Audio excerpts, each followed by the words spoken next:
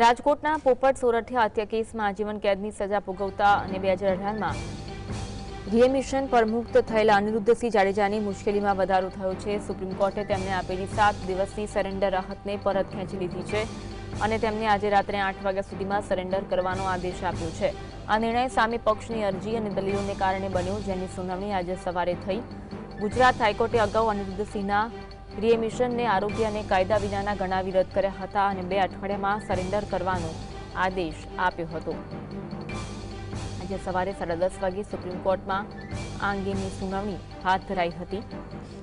રાજકોટના પોપટ સોરઠિયા હત્યા કેસમાં આજીવન કેદની સજા ભોગવતા અને 2018માં રિએમિશન પર મુક્ત થયેલા અનિરુદ્ધસિંહ જાડેજાની મુશ્કેલીમાં વધારો થયો છે। સુપ્રીમ કોર્ટે તેમને આપેલી 7 દિવસની સરેન્ડર રાહતને પરત ખેંચી છે અને તેમને આજે રાત્રે 8 વાગ્યા સુધીમાં સરેન્ડર કરવાનો આદેશ આપવામાં આવ્યો છે। આ નિર્ણય સામે પક્ષની અરજી અને દલીલોને કારણે બન્યો, જેની સુનાવણી આજે સવારે થઈ હતી।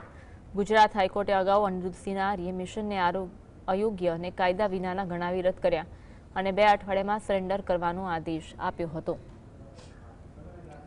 અનિરુદ્ધસિંહને જે રાહત આપવામાં આવી હતી તે પરત ખેંચવામાં આવી છે, એટલે કે અનિરુદ્ધસિંહની મુશ્કેલીમાં વધારો થયો છે।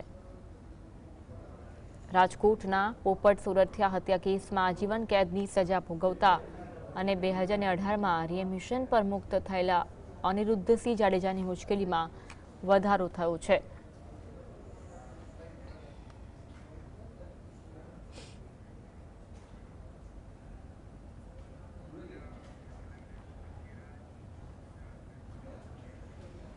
આજ અંગે વધુ વાત કરીશું। સંવાદદાતા લકી અમારી સાથે લાઈવ જોડાયા છે। લકી, રિએમિશન પર મુક્ત થયેલા અનિરુદ્ધ જાડેજાની મુશ્કેલી વધી છે અને તેમની રાહતને પરત ખેંચવામાં આવી છે। શું અપડેટ મળી રહી છે?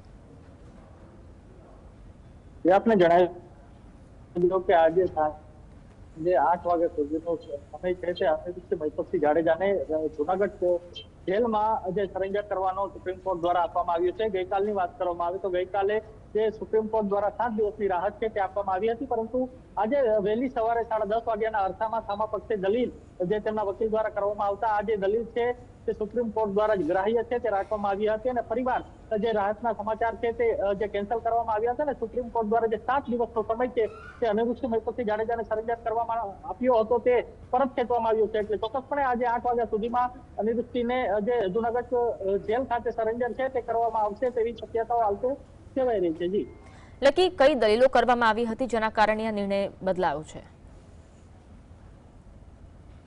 આપને જણાવ્યું કે 37 વર્ષનો કેસ છે જે પોપટલાકા સોરઠિયાની હત્યા કેસનો, અને જેમાં હાઈકોર્ટ દ્વારા જે હાઈકોર્ટમાં જે પોપટલાકા સોરઠિયાના પરપોત્ર તેમના દ્વારા પિટિશન છે તે દાખલ કરવામાં આવી હતી। અનિરુદ્ધસિંહ જાડેજા છે તે 18 વર્ષ છે તે જેલ ભોગવટો કરીને જે તેમને સજા માફીનો હુકમ છે તે કરવામાં આવ્યો હતો, પરંતુ તેના વિરુદ્ધમાં પોપટલાકા સોરઠિયાના જે પરપોત્ર છે તે ગયા હતા। તેની અરજીને ગ્રાહ્ય રાખીને આ જે સમગ્ર મામલો છે તે પેચીદો બન્યો હતો અને હાઈકોર્ટ દ્વારા પણ સજા માફી છે તે રદ કરવામાં આવી હતી। આ જે સજા માફીનો ઓર્ડર જે રદ કરવામાં આવ્યો હતો તેના વિરુદ્ધમાં અનિરુદ્ધસિંહ જાડેજા દ્વારા સુપ્રીમ કોર્ટમાં અરજી કરવામાં આવી હતી અને પિટિશન છે તે દાખલ કરવામાં આવી હતી, પરંતુ તે પણ સુપ્રીમ કોર્ટ દ્વારા ગ્રાહ્ય છે તે નથી રાખવામાં આવી।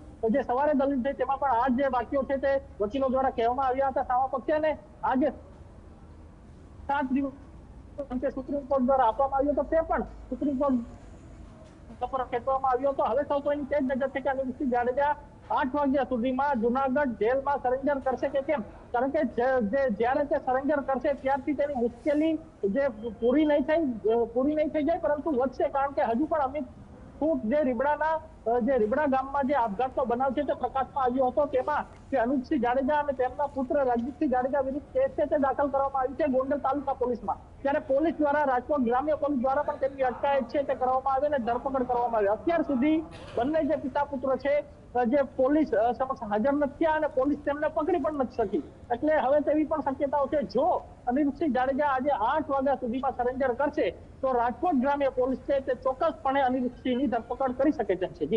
જી આભાર લકી, જોડાવા માટે અને માહિતી આપવા